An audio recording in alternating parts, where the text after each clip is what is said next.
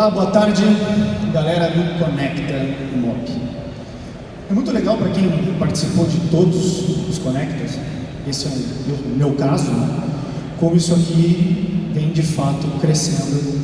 E se alguém quer ter a imaginação de como é daqui de cima, é de fato assustador. É muita gente.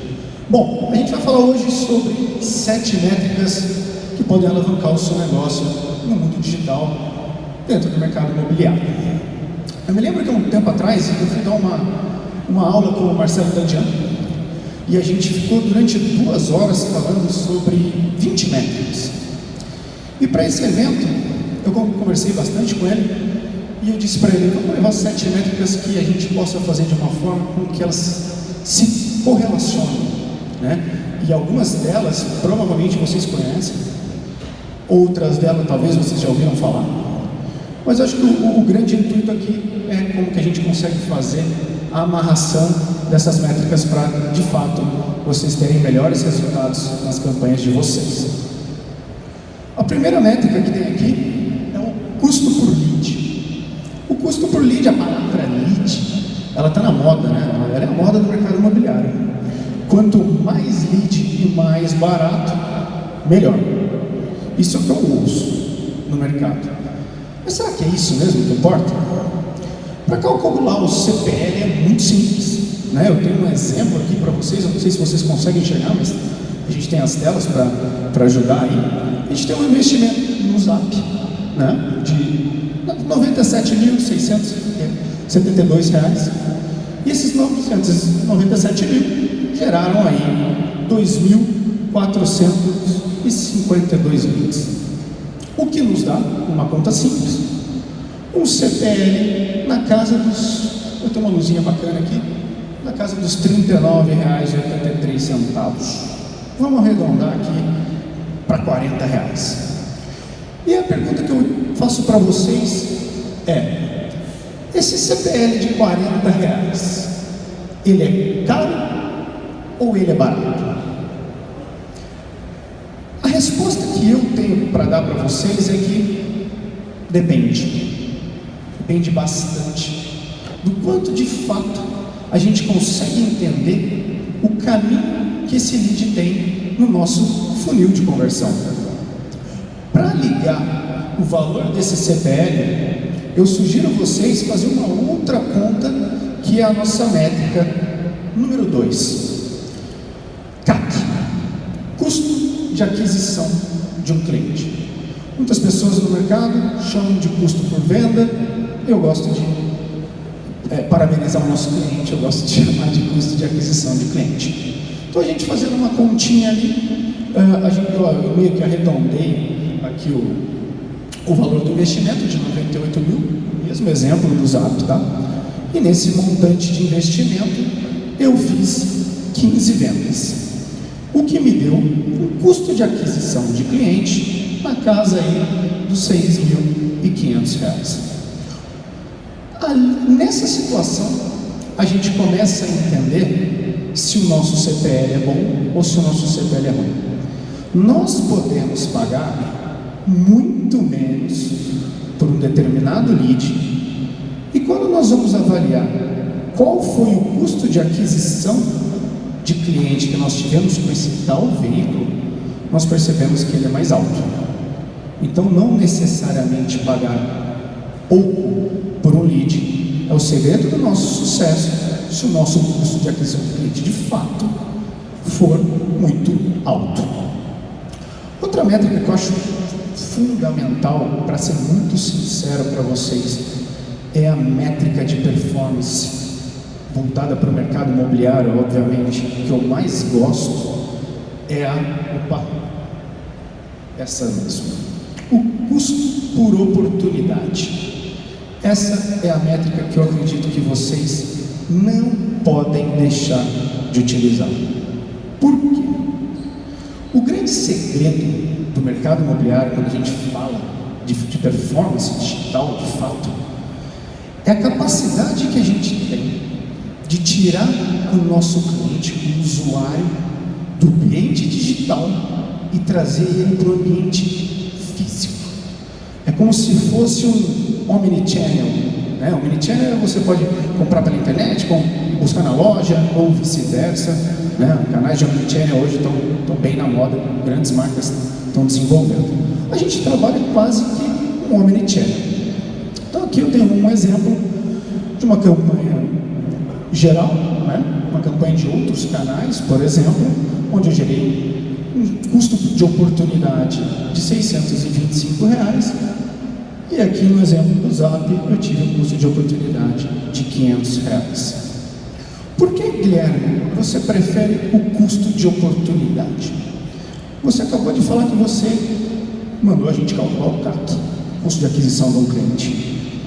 O máximo que a gente pode chegar a entender até onde a performance digital de fato pode nos ajudar é até o momento da visita física.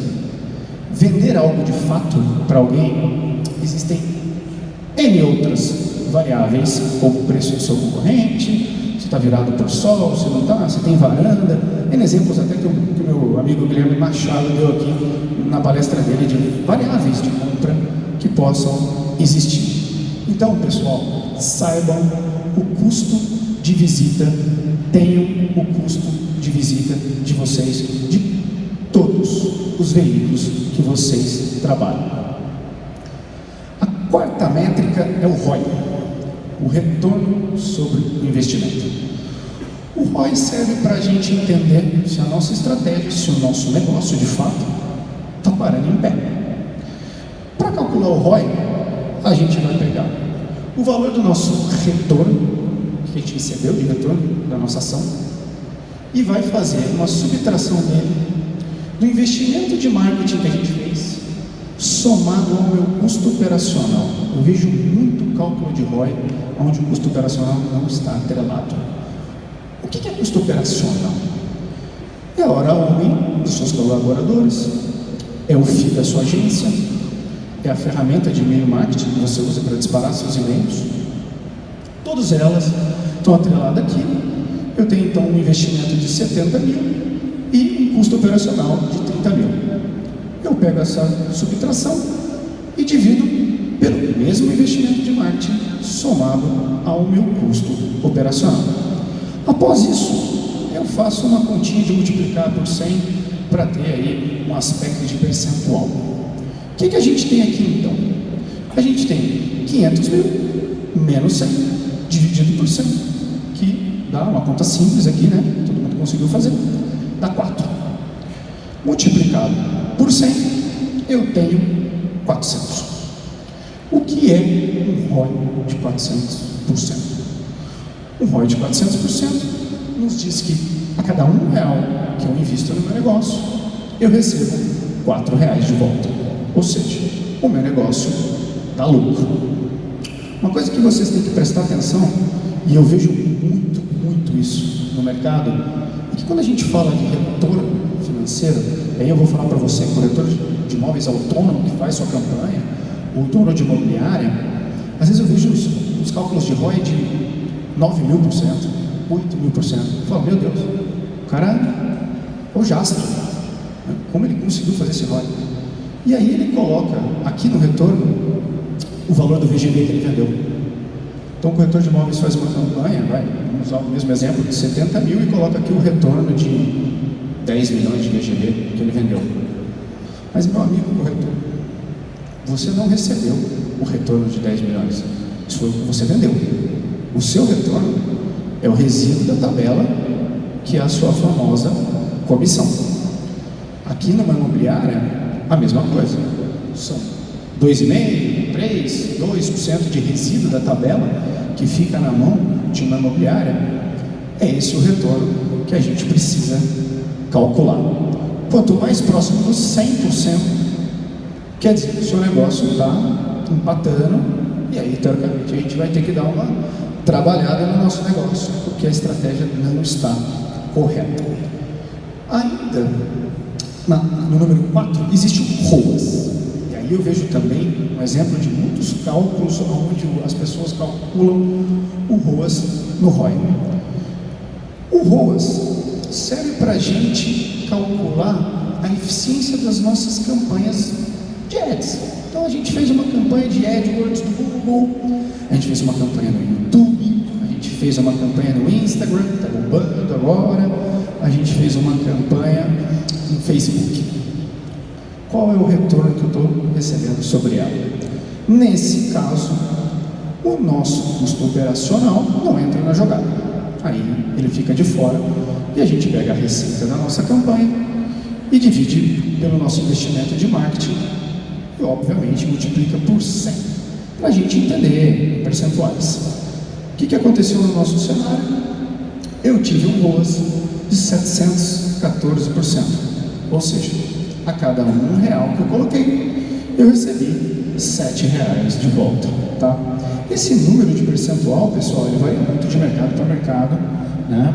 E o retorno financeiro, às vezes, de comissionamento no mercado, que a gente trabalha é muito maior, às vezes, com alguns canais de e-commerce, né? E agora a gente vai para a métrica número 5, SLA de atendimento. Aqui a gente tem um gráfico que mostra a melhoria de taxa de conversão conforme você é ágil a atender um cliente. E aí eu mostro um número para vocês que para mim é assim, o que me move a fazer melhorias nos processos da companhia que eu trabalho, ou para ajudar vocês, ou quem quer que seja dentro do mercado imobiliário.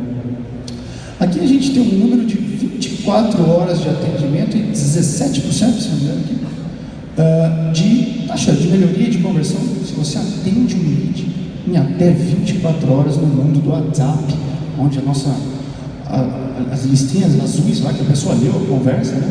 E ele não responde, a gente fala, meu, o que esse cara está fazendo? Ele não respondeu até agora. E a gente espera no mundo da transformação digital 24 horas para receber a resposta de um lead. E olha que é o mais louco. Somente 47% dos leads do mercado, de todo o mercado imobiliário, são atendidos em 24 horas. E o pior de tudo isso, 88% das vendas são feitas para quem foi atendido em 24 horas. Ou seja, é um belo cenário de corrida contra a maré, né? A gente corre para o lado errado. Então, o que eu deixo para vocês, aqui a gente tem a quantidade de chances de melhora de conversão, né? Quantas vezes a gente tenta de fato falar com o cliente. Um grande problema da gente, às vezes a gente é cliente, a gente está tentando, a gente é corretor e está tentando contactar uma pessoa, mas em determinados momentos da vida a gente é cliente. Quantas vezes uma empresa de telefonia ou de TV a cabo tentou falar com a gente e a gente desistiu, né? Ou desligou na cara, estou em reunião, né? 50% dos leads do mercado são atendidos uma única vez. Então, por mais que você, corretor autônomo, imobiliária pequena, em alguns casos até grandes incorporadoras e imobiliárias, não tenham um CRM, criem na estratégia de vocês determinados horários, determinados momentos do seu dia a dia, aonde você vai ficar preparado para ser ágil e dar a atenção necessária para o seu cliente. Talvez não seja em 1, 2, 3 minutos. Começa testando por meia hora. Em meia hora eu prometo que vou tentar atender todos os meus clientes. Isso, com certeza, esse gráfico é muito interessante. É um estudo que o Zap tem e é um estudo também vindo dos Estados Unidos. A realidade dos Estados Unidos é muito semelhante à nossa em questão de experiência do usuário, de fato, com o mercado imobiliário, né?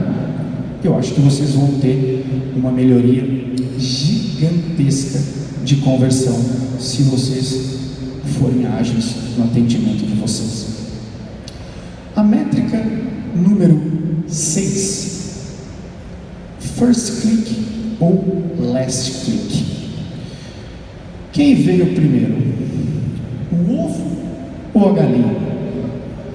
É mais ou menos isso quando a gente fala de first click e last click. Para a gente, quando a gente está falando de conversão, a gente precisa criar, de certa forma, um dado que nos comprove quem nos ajudou de fato a fazer aquela conversão, quem leva os louros da vitória, né? Quem a gente premia nesse processo. Existe a lei do first click, que é uma modalidade de estudo de e-commerce, né, que diz que o primeiro contato que o cliente, o usuário, teve com a nossa marca, com o nosso negócio, até a conversão de fato, é o ponto mais importante.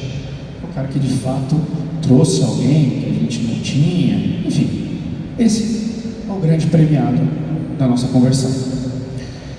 O last click, obviamente, nos diz que o grande dado de conversão, quem é premiado por nos ajudar de fato, é o último contato que a pessoa teve com a gente até o momento da conversão.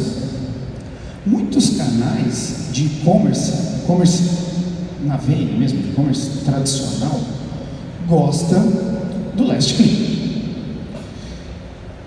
E-commerce tradicional, às vezes eu gosto de brincar que é aquele que tem o carrinho de compra, né? A gente não tem ainda um carrinho de compra, as pessoas ainda, a esmagadora maioria dos casos, vai ver o imóvel que ela quer comprar. O last click, ele serve muito para compras de impulso, né? O cara bateu ali no site, depois foi no remarketing e achou um tênis, um boné, uma raquete e comprou. O último, então, a ferramenta do remarketing foi quem deu, desculpa o termo brincando, quem deu a última paulada ali e fez a conversão. Geralmente, eles retiram deste dado os acessos diretos, aqueles que as pessoas vão lá e digitam mesmo, www.brasilbrokers.com.br. Esse cara a gente não contabiliza, eles avaliam o último canal pago, né? De uma mídia paga que você trabalhou para falar com essa pessoa. E aí vocês perguntam, pô, Bloomberg, qual que você gosta? Primeiro ou último? Nenhum dos dois. Eu não gosto de nenhum dos dois, acredito que eles tenham as suas razões de serem usados em outros mercados, mas eu acredito nesse último aqui, modelo de atribuição linear. Por que eu acredito em um modelo de atribuição linear? Porque o período de consideração de compra do nosso negócio é extremamente extenso.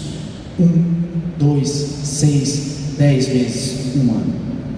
Existem N pontos de contato entre o nosso cliente e a nossa marca até o momento da conversão. E eu acredito piamente que todos eles foram importantes nesse processo até que ele chegasse a efetuar uma compra.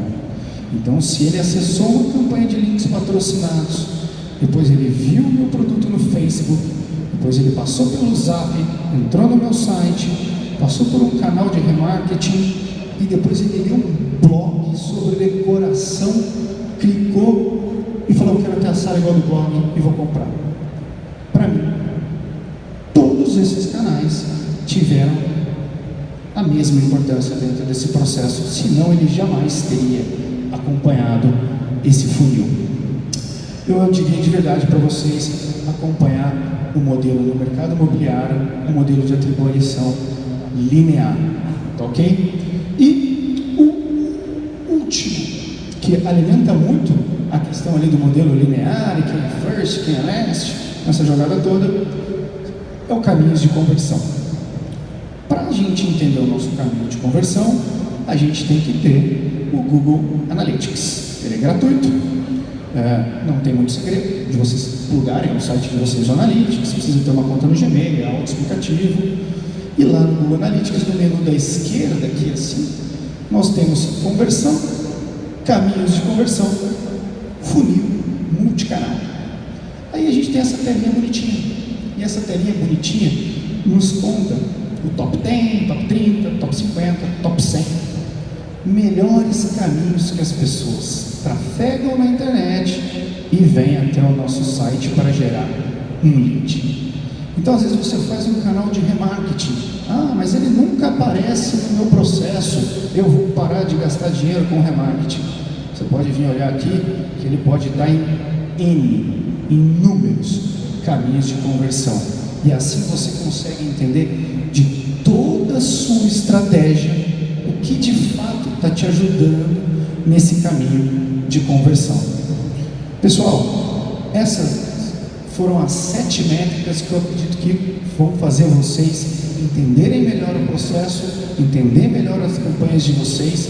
Não dê tanto valor só ao CPL, analisem as outras etapas do funil.